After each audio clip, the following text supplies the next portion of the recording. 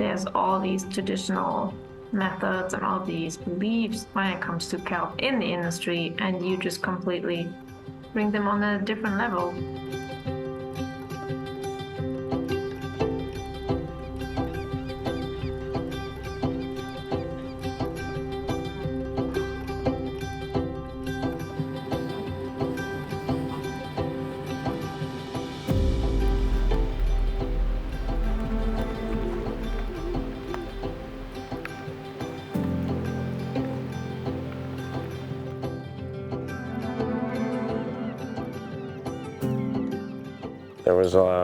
There was a time where I was working for him. I'm like, Louis, I'd volunteer to do this for you.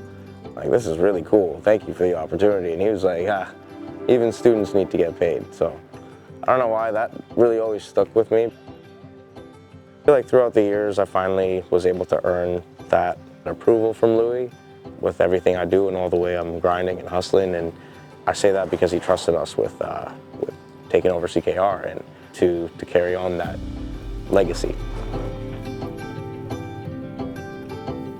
So this is our Kelp split machine. Like the demo version of this is actually bigger. What you can see here is the rope that goes through the machine. Our glue, our seated glue, is in here and drips down on the rope, and it comes out here on the spool where we take it to the ocean.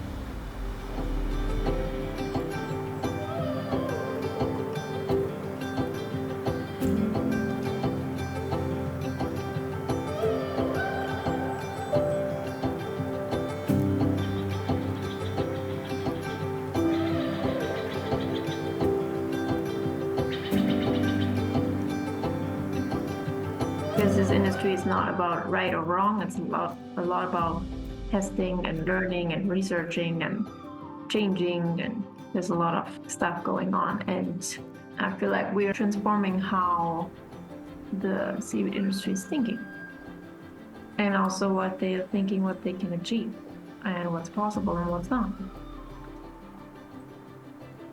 What inspired me to work with seaweed is that when I was a little girl, then I wanted to always work with NGOs like Greenpeace, the big ones, or WWF, but I never really knew what kind of jobs they are, like in nature, outdoor, on the ocean, with the ocean, until I found out about seaweed and how good it is for people and planet, and what kind of jobs it can create.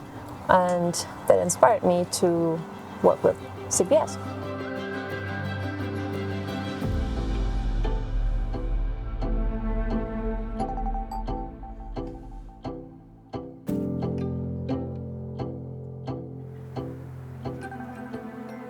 And I also make things possible that never seemed possible before for that, and it takes people that have a bigger vision and trying things that no one else tried before. But at the same time, we can only do as much as Mother Nature is letting us do. I'm Leroy Wadhams from the Numgees First Nation. We are here in the Wiwakam territory. The marine life here is amazing. The fish, the whales, and then you got the killer whales, humpbacks, and all the species of the salmon all run through this channel. It's a really nice place to be. I'm traditionally a forester, so I've been working in the forestry for the last 25 years.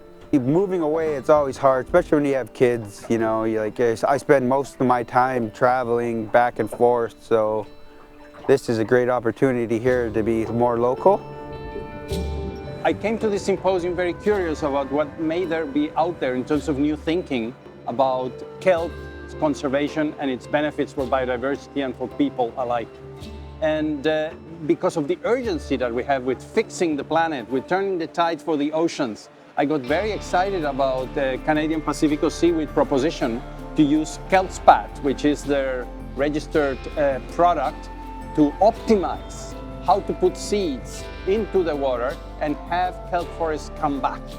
And that is exciting because if it can be done by lowering the costs and increasing the survivorship of the young baby kelp, then we may have a method here that allows us to go to scale.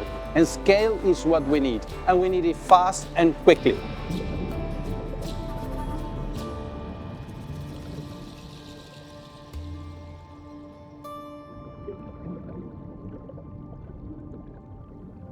Because when you want to transform the industry and you want to try new methods and technologies and things to grow more kelp, to improve the growth of kelp, then you can only do as much as the nature's letting you do. Like, you cannot control the ocean.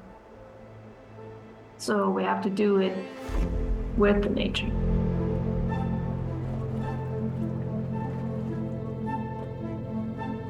Mission for this project is primarily repurposing the factory that's already there. So there's a lot of infrastructure already set up. It's a matter of cleaning that up, setting it up for something new so that we can transition over to the local indigenous culture so that they can eventually utilize the farm to help produce seaweed.